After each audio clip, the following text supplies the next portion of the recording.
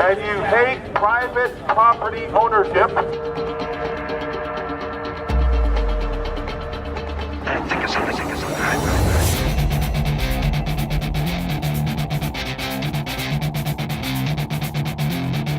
There was a scheduled flag burning, and there's been reports that it'll be a public square at Euclid. We don't know.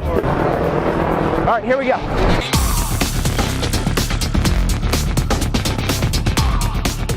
I'd gotten the suspicion, based on pictures I had seen of various crowds, that the media wasn't telling the full story. Get back! Get back! You touch me again, I'll sue your ass. I witnessed the whole thing, officer. It was okay. I saw what they did. These photos that they're posting of the protests, they're all edited. They're shot to make it look like there are more people than there are. The media wants you to believe that nobody likes Donald Trump, nobody's rallied behind him, and there are millions of people protesting Donald Trump. That was the story, but when you're there, you would see 10 people and you'd say, this is a protest. The media would treat each protest as if it were a new protest and not say, no, these are the same 10 idiots out earlier. These are the same 20 idiots out there earlier. They just took a 2-hour lunch break and now they're back. It was truly the theater of the absurd. Fuck free speech for fucking nationalists. So what? Free speech for fascists.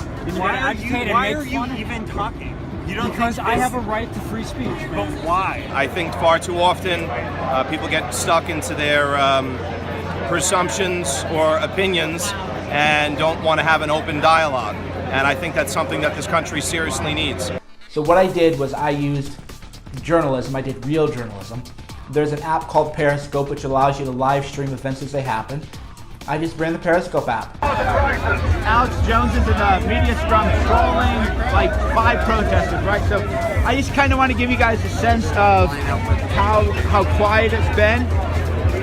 All right, all these people are journalists. All those people are there are journalists from Looky Loos. There's like maybe 5 protesters.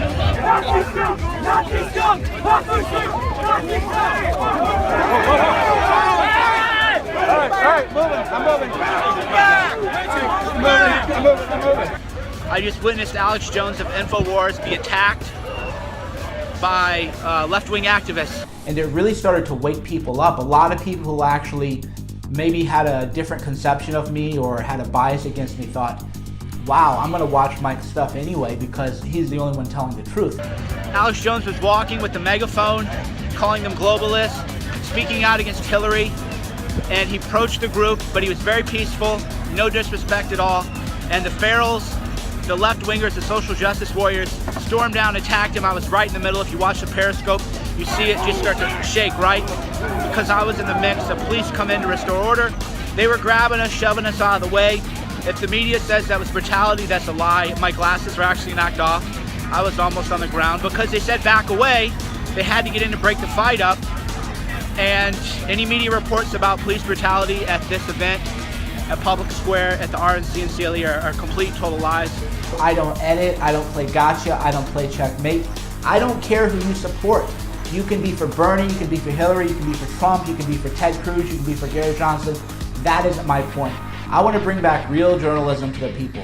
There just aren't that many protesters, that's the thing. So this is, for example, another protest. It's all cops and then like 4 or 5 agitators. It's boring. The end of the RNC was, to be honest, a little anticlimactic. And we have SJWs they're finally taking a bath. People were expecting massive protests. They are tired of violence. Every time there was a protest, people would kind of run to look at it. Again, 10, 20 people there, and people would roll their eyes. I'm very proud of them for bathing. The media played that up and said there's such division at the RNC. There's so much divisiveness. Trump is so divisive. Actually, the vibe at the RNC was very cool.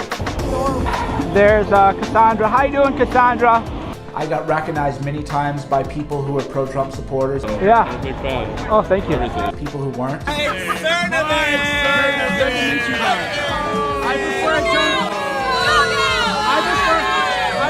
I met a lot of really great, interesting people.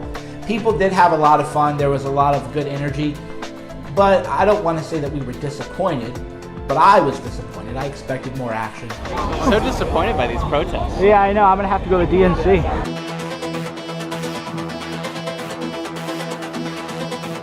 went to the DNC even though the RNC had been boring. I expected the DNC to be boring. It was anything but. Burn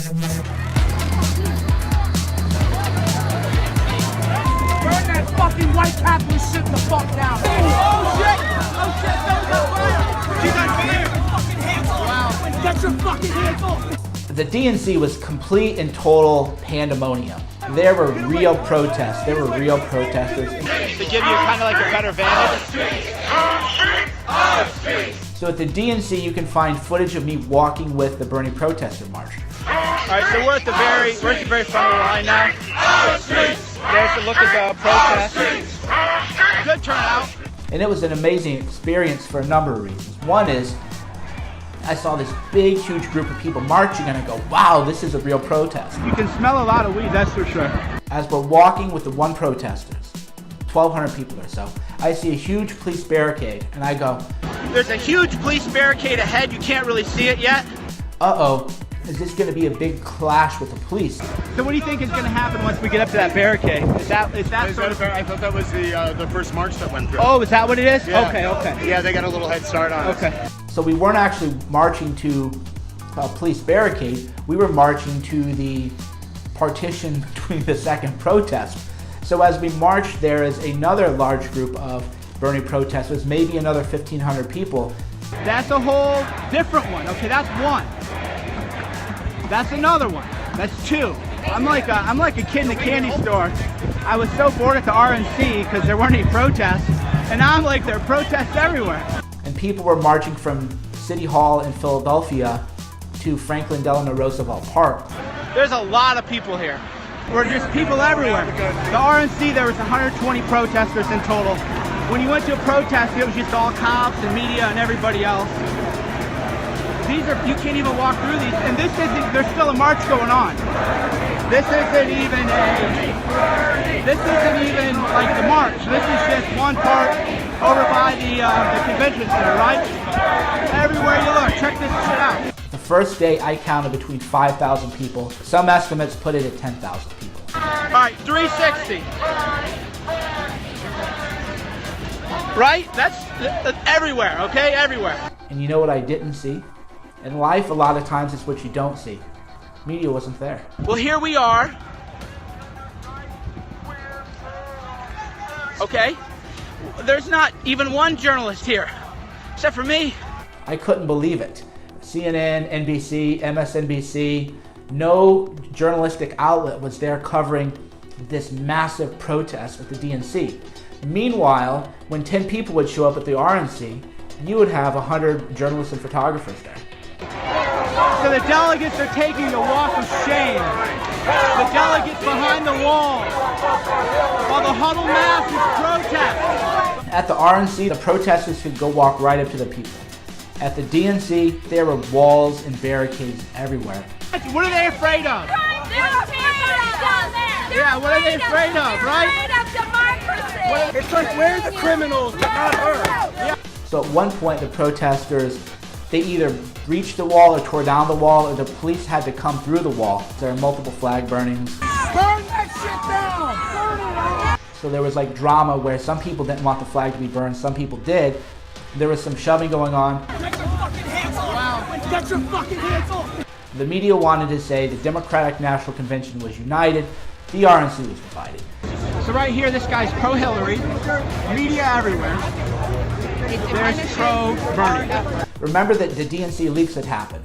WikiLeaks had showed that there had been collusion between the Democratic National Committee and Hillary Clinton's people to rig the election for Hillary.